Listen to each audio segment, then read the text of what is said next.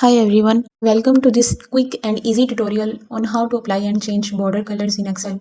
If you want to make your spreadsheet look more professional and organized, adding colors borders is a great way to do it. So let's get started. First, open Microsoft Excel and select the cells where you want to apply the borders. You can do this by clicking and dragging your mouse over the cells. Once your cells are selected, go to the Home tab in the top menu. Look for the borders icon in the font group. It looks like a small square with a grid. Click the small drop down arrow next to the borders icon. You will see a list of border styles like bottom border, top border, all borders, outside borders, etc. Click on all borders if you want borders around each selected cell. If you only want borders on the outside, select outside borders.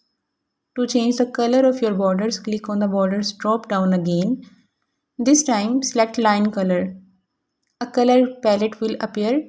Choose any color you like. Your cursor will change to a pencil icon.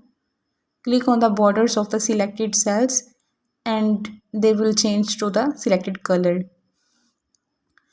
If you want more control over your borders, click on more borders at the bottom of the borders menu. A window called format cells will appear.